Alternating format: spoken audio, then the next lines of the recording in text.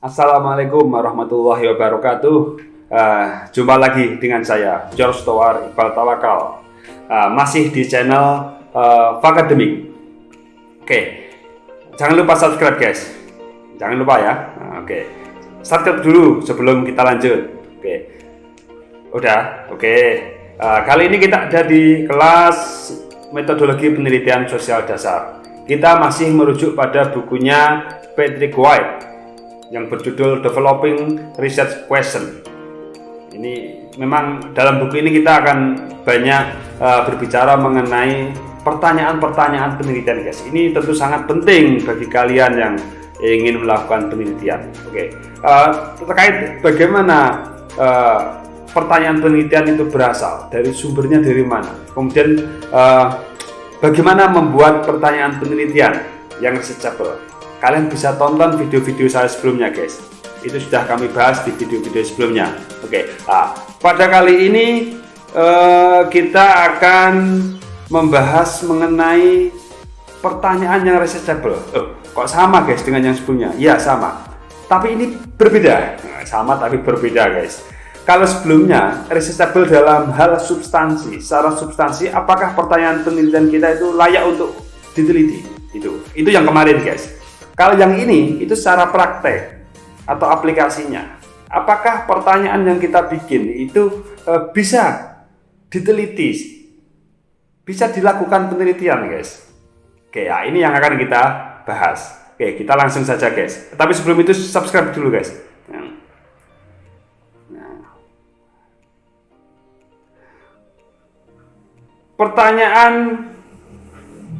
Pertanyaan yang researchable secara prinsip, namun unresearchable itu banyak guys. Secara prinsip, secara substansi dia bagus, tetapi secara praktek tidak bagus karena tidak bisa dijalankan guys. Ini banyak kita jumpai di dalam penelitian, khususnya dalam proposal mahasiswa. Karena apa guys? Karena kalau kita berpikir tentang aplikasi, tentang praktek, maka pertanyaan tersebut juga harus kita pikirkan, harus kita diskusikan dengan sumber daya yang kita miliki guys. Waktu, sumber daya itu perlu kita pertimbangkan. Bagaimana mempertemukan ini? Bagaimana mendiskusikan atau mendialogkan antara sumber daya, waktu, dan pertanyaan kita guys. Oke, dalam bukunya Patrick White ini dijelaskan lebih detail. Oke. Ada beberapa hal yang perlu dipertimbangkan. Yang pertama, berkaitan dengan ruang lingkup penelitian. Kesalahan yang umum terjadi adalah peneliti terlalu ambisius. Ini banyak, seakan-akan dia ingin menjawab segala hal, segalanya akan dijawab. Nah, ini sering saya jumpai di proposal mahasiswa. Seakan-akan ingin menjawab segala hal, khususnya terkait dengan bagaimana. Kalau sudah ada pertanyaan bagaimana itu seakan-akan memang ini hal yang sangat luas sekali. Karena pada kenyataannya memang mahasiswa ketika membuat proposal juga tidak menspesifikkan tentang bagaimana itu guys.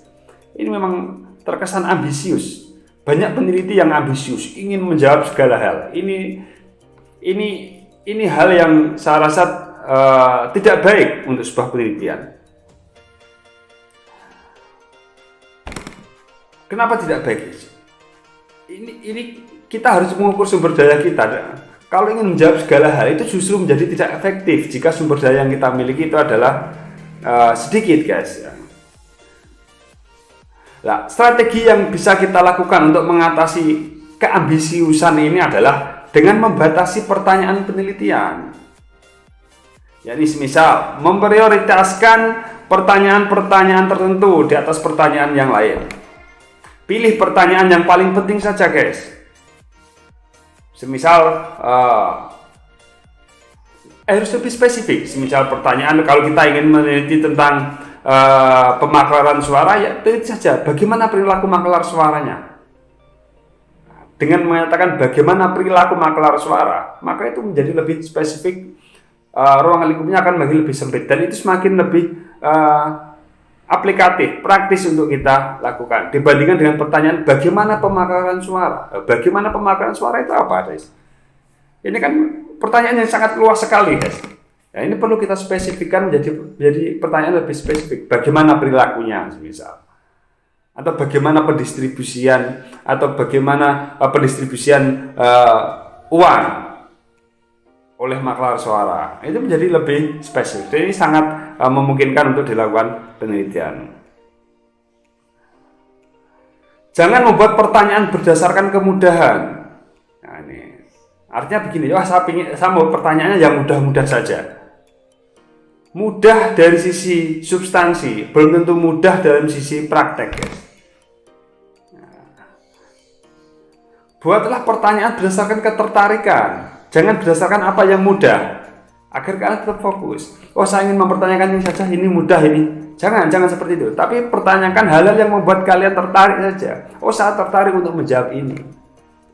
Itu lebih bagus, itu lebih aplikatif, itu lebih bisa dipraktekkan, lebih bisa diimplementasikan dalam penelitian daripada pertanyaan yang didasari atas kemudahan, guys.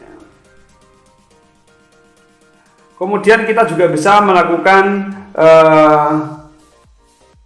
hierarki, pengelompokan pertanyaan. Ini yang paling penting. Ini kemudian turunannya. Contoh, guys, maksudnya seperti ini. Hierarki yang sama seperti ini, guys. Anda membuat pertanyaan utama, kemudian juga membuat pertanyaan turunan. Semisal, pertanyaan utama, bagaimana maklar suara membuat keputusan untuk berpindah ke kandidat lain? Nah, ini pertanyaan utama dalam contoh ini. Ini bisa kita jadikan sebagai pertanyaan utama. Bagaimana mereka mau mengambil keputusan untuk berpindah ke kandidat lain, melakukan perpindahan dukungan kepada kandidat lain. Nah, maka kita bisa menurunkannya menjadi pertanyaan-pertanyaan pendukung. Yang pertama, faktor apa yang dipertimbangkan? Nah, kemudian juga bisa sumber informasi apa yang dipergunakan sehingga dia berpindah. Nah, siapa yang mempengaruhi pengambilan keputusan tersebut? Nah, ini pertanyaan-pertanyaan turunan. Nah, jangan disamakan, guys. Ya, ini sering dialami oleh mahasiswa atau maupun yang bukan mahasiswa sebenarnya. Itu mereka tidak bisa membedakan mana pertanyaan utama dan mana pertanyaan turunan. Disamaratakan, seakan-akan itu menjawab hal yang berbeda. Padahal kenyataannya mereka menjawab satu pertanyaan besar yang sama. Yes. Ini penting. Nah, kemudian kita juga bisa melakukan ini dalam rangka membuat pertanyaan lebih aplikatif, guys, ya. Kita juga bisa membatasi jumlah pertanyaan. Sebenarnya ini sulit, guys, untuk membuat batasan. Berapa sih jumlah pertanyaan yang ideal? Ini sulit untuk dijawab meskipun oleh para ahli metodologi. Ya. Menurut Stone, 1 atau 2 pertanyaan utama ini sudah cukup. Pertanyaan utama loh, guys, bukan pertanyaan turunannya. 1 atau 2 pertanyaan utama ini cukup. Ini menurut Stone dan Creswell, bisa dilihat di dalam buku mereka. Menurut Miller dan Huberman, ya tidak lebih dari 10 pertanyaan. Nah, tidak lebih dari 10 pertanyaan penelitian. Ini bukan pertanyaan kuesioner, ingat, hati-hati. Ini pertanyaan penelitian, tidak lebih dari 10 pertanyaan. Oke, itu tadi dari sisi ruang lingkup pertanyaannya, guys, ya. Nah, itu tadi sudah saya jelaskan bagaimana membuat hierarki, kemudian bagaimana menentukan jumlah pertanyaan yang efektif. Terus kemudian bagaimana kita tidak boleh ambisius dalam melakukan penelitian. Kita harus realistis, guys. Oke, itu terkait dengan ruang lingkup. Kemudian yang kedua, berkaitan dengan bahasa, guys.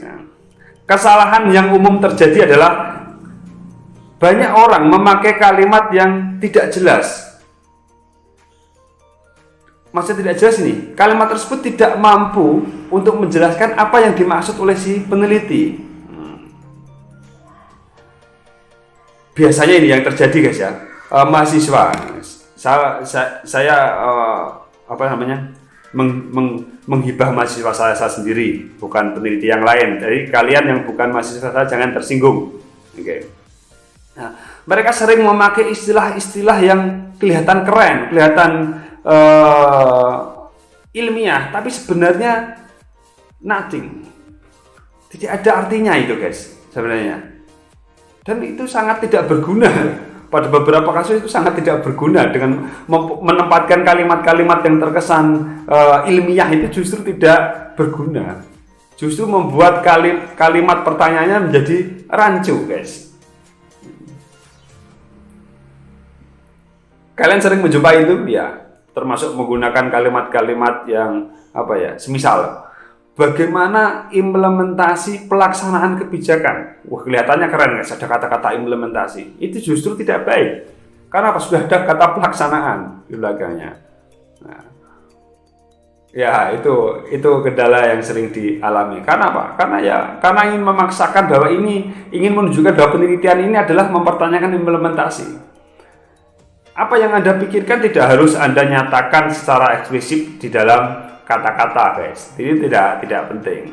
Tidak keren menurut saya. Ya, pakai kalimat yang wajar-wajar saja dan mudah difahami. Toh keilmiahan riset Anda tidak diukur dari kalimat-kalimat yang Anda pakai, tidak. Tapi diukur dari bagaimana logika berpikir Anda dalam meneliti, guys. Nah, nanti di video-video selanjutnya ada yang terkait dengan riset desain penelitian, itu justru akan menunjukkan seberapa ilmiah penelitian Anda. Kalau bisa, guys, sesingkat mungkin, membuat pertanyaan itu sesingkat mungkin, nggak usah panjang lebar, nggak usah. Pakai kalimat-kalimat yang sederhana saja, yang mudah dipahami oleh khalayak umum, guys. Ini ya. Nah, untuk membuat pertanyaan yang mudah diterapkan dalam penelitian, guys, ya. Ini ada beberapa saran, guys. Yang pertama terkait dengan brevity, keringkasan. Pertanyaan perlu dibuat seringkas mungkin, sebagaimana yang saya jelaskan tadi, guys. Yakni dengan cara membuat pertanyaan dalam kalimat tunggal. Ini menurut Stone, guys. Ini saran dari Stone dan Ken. Baca buku mereka, itu ada saran kalimat tunggal saja. Kalimat tunggal itu apa? Kalimat yang tidak bertingkat. Kalau dalam bahasa Indonesia SPOK saja, sudah cukup. Jangan bertingkat-tingkat SPOK pun mulai turunan-turunan struktur kalimat. Tidak perlu, guys. Ya. Semisal kalimat tunggal itu seperti ini. Apa yang menyebabkan makelar suara berkhianat? Itu kan enak difahami, guys. Ya kan?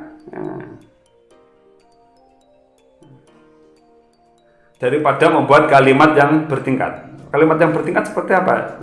Saya kesulitan memberi contoh. Saya tidak terbiasa membuat kalimat bertingkat dalam menulis. Tapi ini sering kita jumpai. Semisal dalam contoh tadi mungkin ya, bagaimana apa yang menyebabkan makelar suara berkhianat? Mungkin akan membuat pertanyaan seperti ini. Faktor-faktor apa yang menjadi penyebab sehingga akan mempengaruhi seorang makelar suara untuk berkhianat?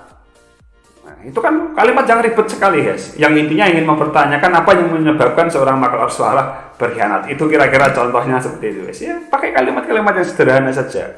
Anda jangan khawatir tentang nilai keilmiahan sebuah pertanyaan. Kata-kata itu tidak penting, guys.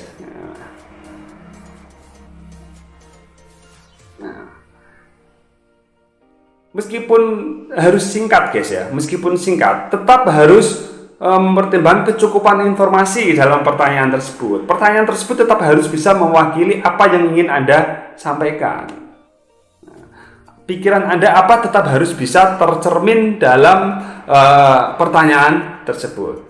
Itu yang pertama, brevity, terkait keringkasan. Yang kedua adalah terkait clarity, kejernihan atau kejelasan sebuah pertanyaan. Ken, ini seorang ilmuwan, merekomendasikan untuk memeriksa setiap kata dalam pertanyaan penelitian. Dan jika perlu mendefinisikan setiap kata, benda, kata kerja, kata sifat, dan kata keterangan. Harus semua itu bisa didefinisikan dengan jelas, guys, dalam pertanyaan.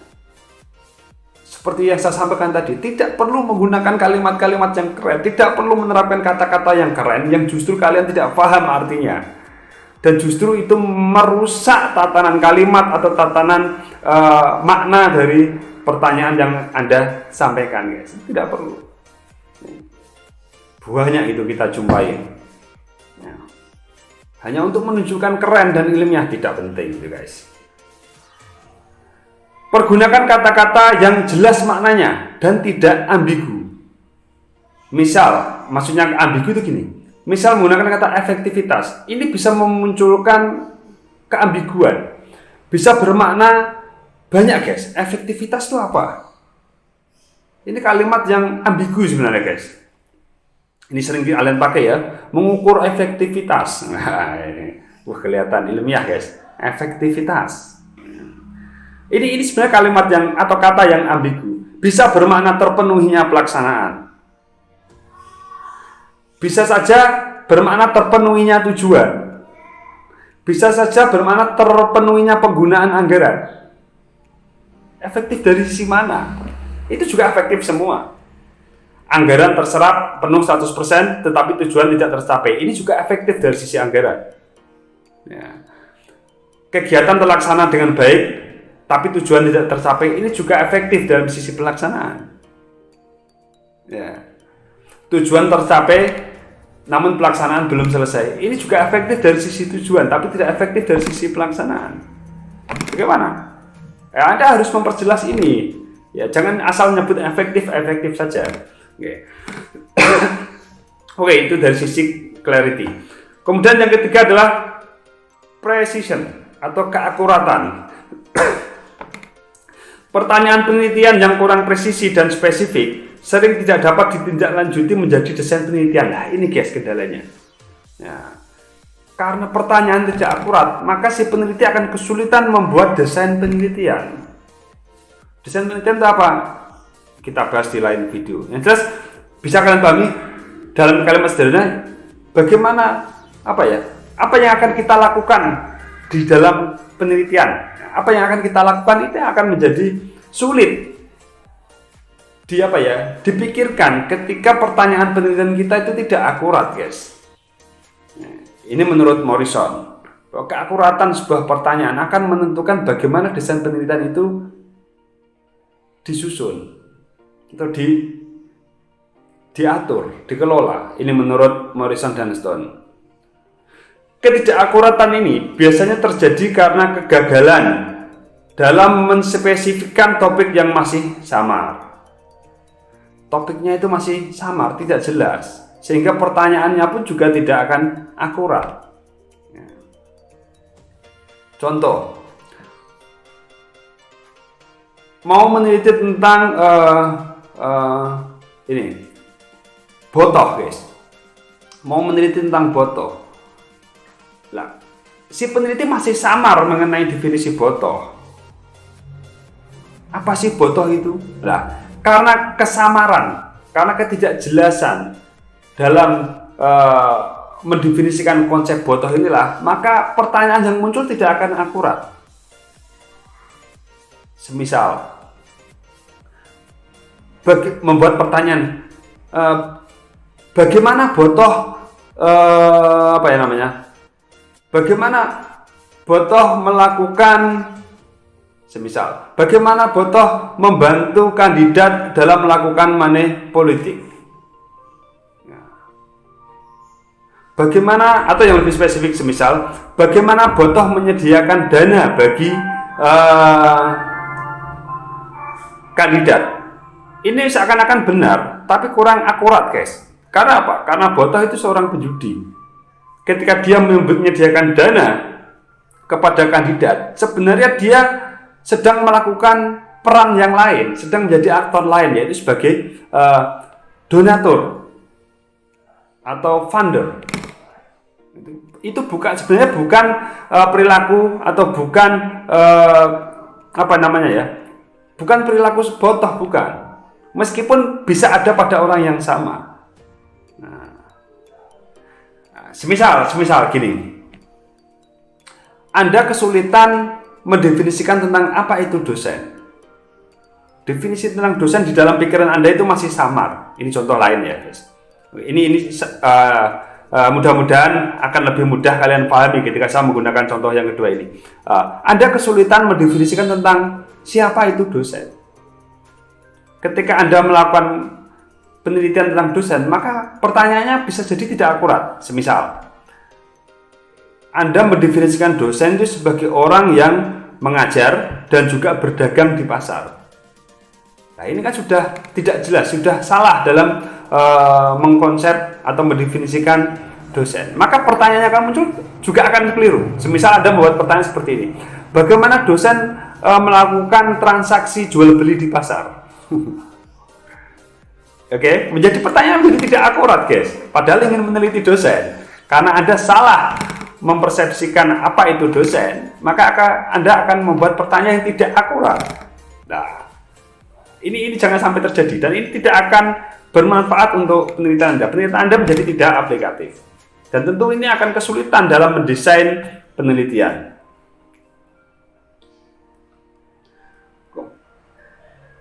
Ini ada langkah-langkah untuk mengatasi kegagalan dalam membuat pertanyaan yang akurat. Nah, itu aja.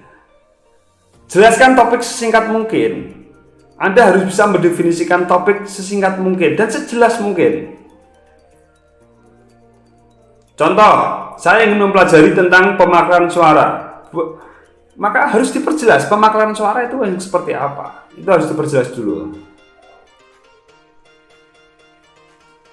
Kemudian yang kedua, buatlah topikmu menjadi lebih spesifik. Dengan cara tambahkan kalimat untuk lebih fokus. Contoh, saya ingin mempelajari tentang pemakaian suara karena saya ingin mengetahui kenapa maklar suara muncul. Nah, ini menjadi lebih spesifik. Yang awal tadi adalah berbicara tentang pemakaian suara, ini menjadi lebih spesifik lagi. Kenapa itu muncul? Nah. Kemudian kalian juga bisa menambahi motivasi Anda.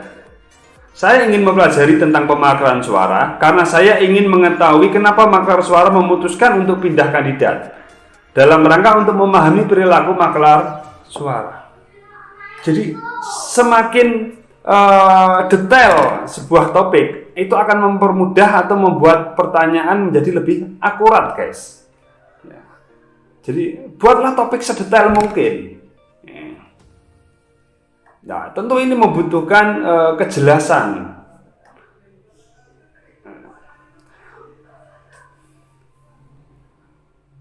Bisa dikatakan akurat sebuah pertanyaan. Itu harus bisa menjawab hal-hal berikut.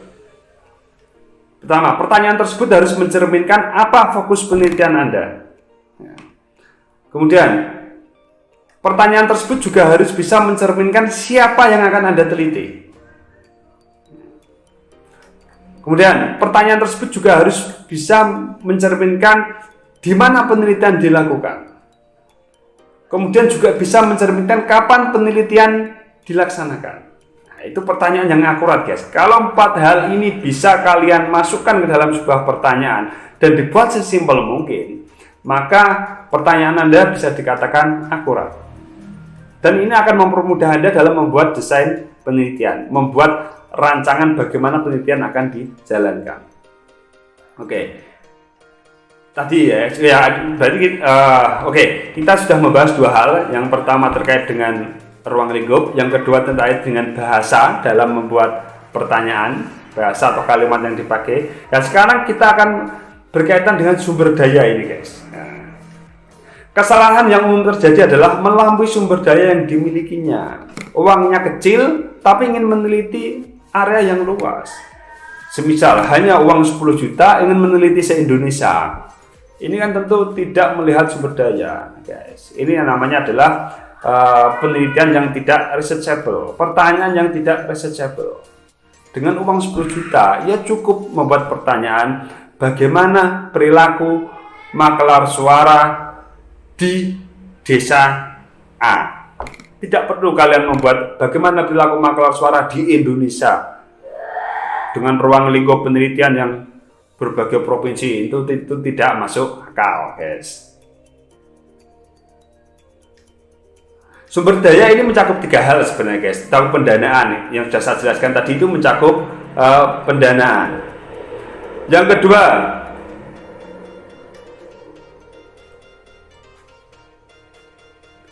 kedua adalah, sebentar guys, saya cek dulu. Yang kedua adalah terkait waktu dan sumber daya, guys. Sumber daya manusia maksudnya. Nah, waktunya berapa? Kalau kita hanya punya waktu yang pendek, ya cari buat pertanyaan-pertanyaan yang bisa diselesaikan dalam waktu yang singkat. Jangan memaksakan diri, guys. Terus kemudian sumber daya manusianya, Anda punya tenaga seberapa untuk melakukan penelitian se-Indonesia? Kalau kalian sendirian tentu tidak akan sanggup, guys. Jangan terlalu muluk-muluk, guys. Ambisius seperti itu.